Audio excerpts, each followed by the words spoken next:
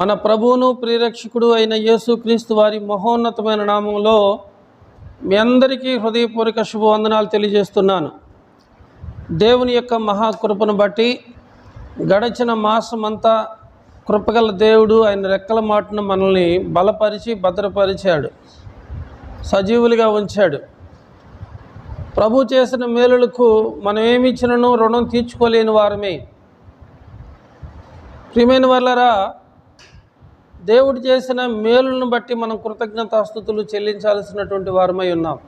కనుక కొద్ది సమయం దేవుని యొక్క మాటలు విని ఆశీర్వదించబడదాం. హల్లెలూయా. లూకాసు వార్త 5వ అధ్యాయము 5వ వచనం నుండి కొన్ని వచనాలు చదువుకుందాం. ప్రియమైన వాళ్ళరా, చదవబడిన లేఖన భాగములో సీమోను యేసు ప్రభు వారితో ఏం చెప్తున్నాడంటే, ఏలినవాడా, రాత్రంతయు ప్రయాసపడితిము కానీ మాకేమీ దొరకలేదు. అయినను నీ మాట చొప్పున వలలు వేతుమని చెప్పి అలాగు చేసెను. చూడండి, ఈ సీమోను గలిలయ సముద్రంలో చేపలు పట్టేవాడు. యేసు ప్రభుతో పేతురు ఏమంటున్నాడంటే, ఏలినవాడా. ఆయన ఎవరు? ఏలినవాడు అంటే సర్వాధికారము కలిగిన వాడని అర్థం. దేవుడు సర్వాధికారము కలిగినటువంటి దేవుడు. ప్రపంచము ఆయన నోటి మాట ద్వారా కలిగింది. సర్వలోకము కూడా ఆయన చిత్తానికి లోబడుతూ ఉంది. పేతురు ఒక చక్కని మాట అన్నాడు, ఏలినవాడా, నా యజమానుడా, రాత్రంతయు ప్రయాసపడ్డాము కానీ మాకేమీ దొరకలేదు. దేవుడు లేకుండా రాత్రంతా కాదు కదా, సంవత్సరాల తరబడి నువ్వు కష్టపడినా కానీ నీ జీవితము చినిగిపోయిన సంచిలో డబ్బు వేసినట్లుగాను, పగిలిపోయిన తొట్లల్లో నీళ్లు పోసినట్లుగాను ఉంటుంది. ప్రియమైన వాళ్ళరా, అందుకని దేవుని యొక్క లేఖనం మనకేం తెలియజేస్తుందంటే, మీరు చాలా ఎక్కువనే లేచి చాలా రాత్రి అయ్యేంత మటుకు కష్టపడి ఆ కష్టార్జితమైనటువంటి ఆహారాన్ని మీరు భుజిస్తున్నారు, ఇది వ్యర్థమే. తన ప్రియులు నిద్రించుచుండగా దేవుడు వారికి ఆహారాన్ని సంగ్రహింపచేస్తూ ఉన్నాడు, అనుగ్రహిస్తూ ఉన్నాడు.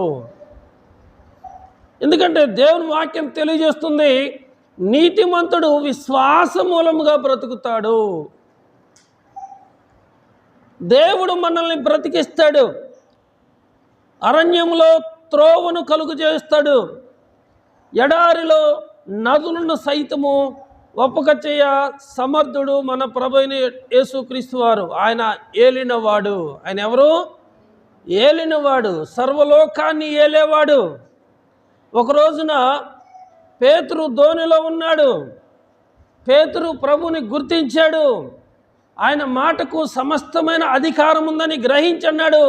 ఏలినవాడా, రాత్రంతయు మేము ప్రయాసపడితిము కానీ మాకేమీ దొరకలేదు.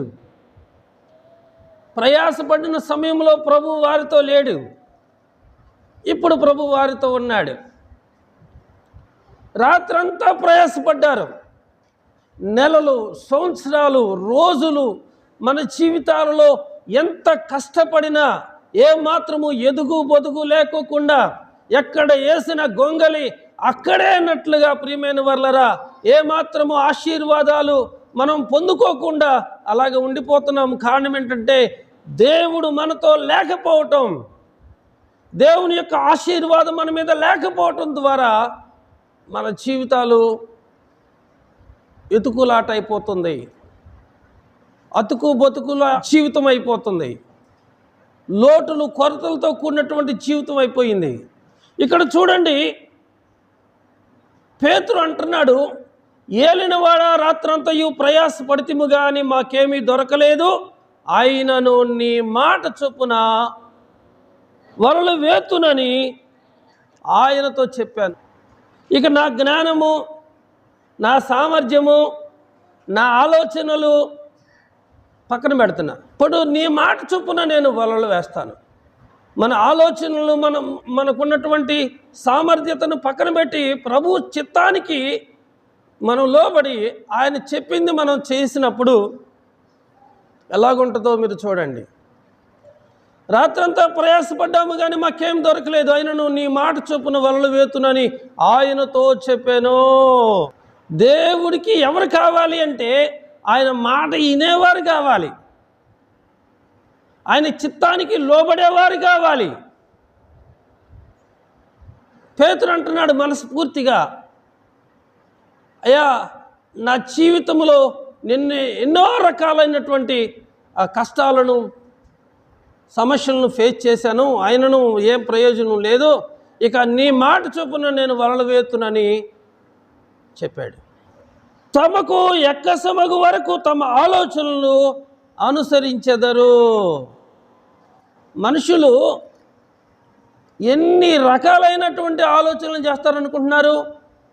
1 కాదు, 2 కాదు, 3 కాదు, వెక్కసమగు వరకు ఆలోచిస్తారట.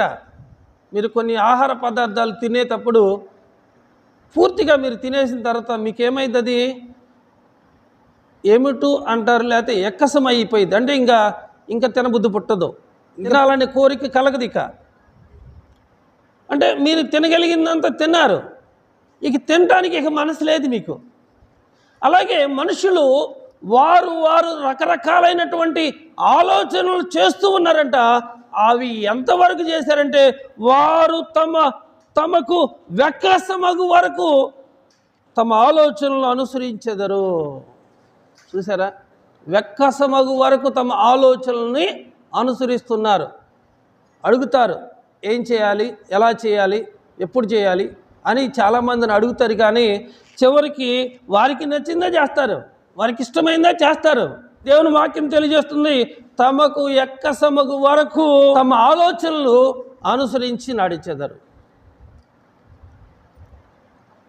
పేతురు అదే అన్నాడు, ఏలినవాడా రాత్రంతయు ప్రయాసపడితిమి కానీ మాకేమీ దొరకలేదు, ఆయనను నీ మాట చొప్పున వలలు వేతునని చెప్పాడు. అంటే అప్పటి వరకు ఆయన అనేకమైన ప్రయత్నాలు చేశాడు, అనేకమైనటువంటి ఆలోచన చేస్తూ వచ్చాడు. చివరికి ఆయన ప్రయత్నాలు, ఆయన ఆలోచనలు ఏది కూడా జరగలేదు. వాటిని పక్కన పెట్టేసి ప్రభు చిత్తానికి తన్ను తాను అప్పగించుకున్నాడు పేతురు. మీరు కూడా వ్యాపారాలు జరగట్లేదు, పనులు దొరకట్లేదు, చాలా కష్టంగా ఉంటుంది, చాలా ఇబ్బందిగా ఉంటుంది అని ఆలోచన చేసిన రోజులు లేవంటారా?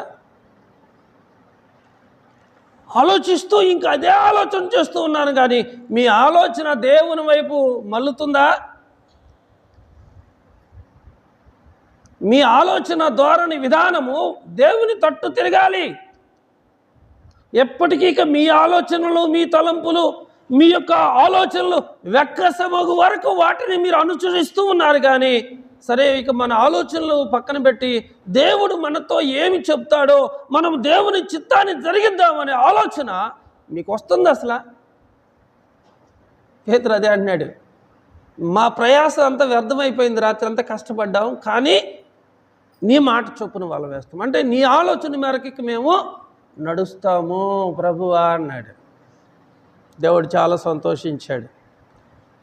మన ఆలోచనలు, మన తలంపులకు భూమికి ఆకాశానికి ఉన్నంత వ్యత్యాసం ఉందట. నరుని హృదయంలో ఆలోచనలు అనేకములు పుట్టును, యెహోవా ఆలోచన స్థిరమైంది. నీ జీవితంలో దేవునికి ఒక ఆలోచన ఉంది, దేవునికి ఒక తలంపు ఉంది. నువ్వు దేవుని సన్నిధికి నడిపించబడుతున్నావు, ఆయన ఆలోచన మేరకు నడుస్తూ ఉన్నావు. అన్యాయం చేయడానికి ఆయన ఏమైనా మానవుడు అనుకుంటున్నారా మీరు? దేవుడు అన్యాయస్తుడు కాదు, ఆయన తప్పక న్యాయం తీరుస్తాడు. మీరు నమ్మకంగా దేవుని సన్నిధిలో ఆయన చిత్తానుసారంగా మీరు నడిపించబడినప్పుడు ఆయన ఏ మేలు చేయక మానడు, కానీ ఆయన మీ కొరకు ఒక గొప్ప మేలును దాచిపెట్టాడు. ప్రియమైన వాళ్ళారా, హల్లెలూయా. పేతురులాగా మీరు ఒప్పుకోవాలి, ప్రభువా మా ప్రయాస అంతా వ్యర్థమైందే, మా ఆలోచనలన్నీ వ్యర్థమైనవే, నీ ఆలోచన మేరకు నీ చిత్తానుసారముగా ఇక నేను నడుస్తాను అనే ఒక చక్కని తీర్మానం మీరు చేసుకుంటే దేవుడు మిమ్మల్ని ఆశీర్వదిస్తాడు. హల్లెలూయా. ఒక రోజున యేసు ప్రభు వారు గన్నెసరెత్తు అనే సరస్సు తీరమున నడుస్తూ వెళ్తున్నప్పుడు చాలామంది ప్రజలు యేసు ప్రభు దగ్గరికి వస్తూ ఉన్నారు. యేసు ప్రభు వారు ఎవరిని పిలవలా, యేసు ప్రభు దగ్గరికే వస్తున్నారు వారంతా. అలాగే దేవుని సన్నిధికి వారు పిలిచారనో వీరు పిలిచారనో రాకూడదు. నీకు మనస్ఫూర్తిగా రావాలనిపిస్తేనే రావాలి. ఎందుకో తెలుసా, ప్రభు అన్నాడు, నేను ఆకర్షించితేనే ప్రతి వారు నా యొద్దకు వస్తారు, నా యొద్దకు వచ్చు అని నేను ఎంత మాత్రమో బయటకు త్రోసివేయను అన్నాడు. ఈరోజు నువ్వు దేవుని సన్నిధికి వచ్చావు అంటే నీకు రావాలని అనిపించి వచ్చావు, లేకపోతే ఎవరైనా బలవంతం చేస్తే వచ్చావా? చెప్పండి, అందరూ చెప్పండి. మోసపోబాకండి, వినండి దేవుని వాక్యం. నీకు దేవుని సన్నిధికి వెళ్ళాలి అనే ఆలోచనతో వచ్చావు, అంతే తప్ప వాళ్ళు పిలిచారు వీళ్ళు పిలిచారు పాస్టర్ గారు పిలిచారు అనేది మీరు రాలేదు. అలాగే దేవుని సన్నిధికి రావాలి అనే కోరిక మీకు కలిగింది అంటే ఆ కోరిక మీకు కలిగింది కాదు, ఆ కోరిక దేవుడు మీ మనసులో పెట్టాడు కాబట్టి మీరు రాగలిగారు. చాలా ప్రాముఖ్యమైన పనులను పక్కన పెట్టుకొని వచ్చారు. ఏ పూటకు ఆ పూట తెచ్చుకుంటేనే కానీ మన జీవనం ముందుకు కొనసాగదు. ఆయన వాటిని పక్కన పెట్టుకొని దేవుని సన్నిధికి మనం వచ్చామంటే దేవుడు చూస్తూ ఊరుకుంటాడు అనుకుంటున్నారా? దేవుడు ఖచ్చితంగా మిమ్మల్ని ఆశీర్వదిస్తాడు. దేవుని మాట వినేవారు కావాలి. ఇక్కడ యేసు ప్రభు వారు గన్నెసరెత్తు అనే సరస్సు తీరమున నడుస్తూ ఉన్నప్పుడు చాలామంది ప్రజలు గుంపులుగా ప్రభు దగ్గరికి వచ్చారు. వారిలో చాలామంది రోగులు ఉన్నారు, చాలామంది దురాత్మ చేత పీడించబడుతున్న వారు ఉన్నారు, చాలామంది శాంతి సమాధానాలు లేకోకుండా జీవిస్తున్నటువంటి వారు అనేక మంది ఉన్నారు. వారందరూ కూడా ఇక చివరికి వాళ్ళ ఆలోచనలన్నింటినీ పక్కన పెట్టుకొని ప్రభు దగ్గరికి వస్తూ ఉన్నారు. హల్లెలూయా. అంతకుముందు వెక్కసమగు వరకు ఆలోచనలు అనుకూలంగా వారు నడిచారు, కానీ ఇక చివరికి వాళ్ళ ఆలోచనలు నిష్ప్రయోజనమైనవి అనుకొని వారు ప్రభు బాట పట్టారు. ప్రభు దగ్గరికి వచ్చినప్పుడు ప్రభువారు మరి వారిని గమనించి ఏం చేశాడంటే, ఆ సరస్సు తీరమున 2 దోణెలు కనబడ్డాయి. 2 దోణెల్లో సీమోను పేతురు దోణె ఎక్కి కూర్చున్నాడు. పేతురు ఏం చేస్తున్నాడంటే రాత్రంతా కూడా కునుకు వేయకుండా రెప్ప కూడా వాల్చకుండా ఆయన చేపలు పట్టాడు, కానీ ఆయనకి ఏ చేపలు పడలేదు. తన వలను శుభ్రం చేసుకుంటున్నాడు, తన వలను బాగు చేసుకుంటూ ఉన్నాడు కిందికి వెళ్ళిపోవడానికి. ఈలోపు ప్రభు పేతురు దోణిలో ఎక్కి అన్నాడు, ఈ దోణిని కొంచెం లోతుకు నడిపించమన్నాడు. అప్పుడు పేతురు అప్పటికే చాలా అలసిపోయి ఉన్నాడు, చాలా నిద్ర లేకుండా చాలా కష్టపడ్డాడు, అలసిపోయి ఉన్నాడు. మరలా అతను రీఛార్జ్ అవ్వటం కష్టం, మళ్ళీ అతను బలం తెచ్చుకొని నిలబడటం చాలా కష్టం. అయినా కానీ ప్రభు మాట చొప్పున మరి ఆ పడవను కొంచెం లోతుకు నడిపిస్తే ఆ పడవలో నిలబడి ఒడ్డునున్నటువంటి ప్రజలందరితో కూడా చక్కగా మాట్లాడిన తర్వాత వారందరూ వెళ్ళిపోయారు. చూడండి, ప్రభు ఎంతసేపు ప్రసంగం చేస్తాడో తెలియదు. నేను వెళ్ళిపోవాలయ్యా, నాకు నిద్ర వస్తుంది, నాకు బాగాలేదు, నేను వెళ్ళిపోవాలి అనొచ్చు ఆయన. అన్న ప్రభు ఏం చేయడు. రాత్రంతా నిద్ర లేదయ్యా, మేము వెళ్ళిపోవాలి, నా పడవ వద్దులే అనాలి కదా, అనలేదు. ఎవరైతే ముందు దేవునికి భయపడతారో వాళ్ళ జీవితాలు బాగుపడతాయి. పేతురు రాత్రంతా కష్టపడి పనిచేసినా కానీ ఫలమేం పొందుకోలేదు.